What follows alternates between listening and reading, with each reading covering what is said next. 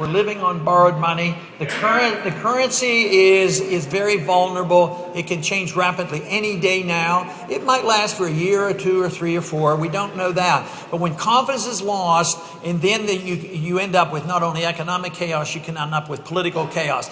Europe is just giving us hints. The demonstrations in the streets, the demonstrations around the world in the Middle East have been mostly the prices of food have gone up and the prices of gasoline go up.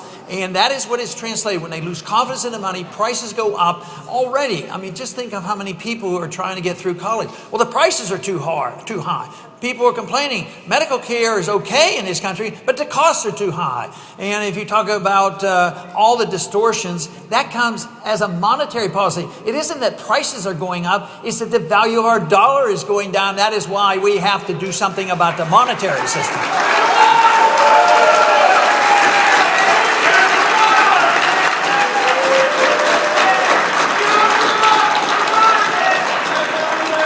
But the experiment we had was the best in the world. We had the richest middle class and the biggest middle class. And now that is changing, we have to say, well, we have to get our confidence back again. We have to believe that it will work. So often people think that, well, that sounds like a good idea. Maybe we can just go a little bit in that direction. But I don't think that is the case. If you allow the government to go a little bit in the other direction, for instance, when they started the income tax, well, we'll just have a small tax on a few people and look at the monstrosity that it's turned into. Oh, we'll give a Federal Reserve System and they're going to bail out the banks and the economy in case we get into trouble until they became the lender of last resort for the whole world.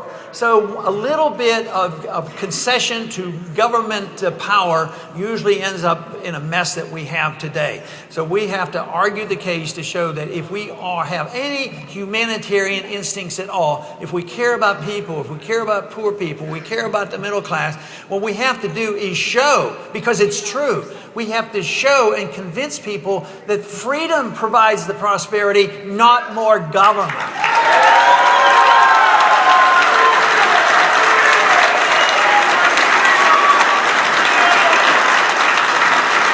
There's also one other aspect that we have to understand, that freedom is, unfortunately, has been divided into two pieces. Some people defend personal liberties. You can have your personal civil liberties on how you want to run your life and your lifestyle. But they don't defend economic liberty. Then you have a few others that will defend economic liberty and say the government shouldn't tell us how to spend our money, but yes, we better tell people what they can put in their bodies and whether or not they can drink raw milk or not. That's the stupidity of it. But we have to once again understand liberty as the founders did, that liberty is one thing. Liberty is individual. It comes to us as a natural right from our God or in a natural way. And that it is that liberty that protects your personal liberty, your religious liberty, your social liberty, and it protects your economic liberty as well. It's all in one. If we understand this and have confidence once again in what we have in America, we don't have to go back to where we were. We can pick up the pieces where we were and actually expand that concept, and we can improve on the gold standard. We can improve on the integrity of protecting each and every individual. So that is what is available to us.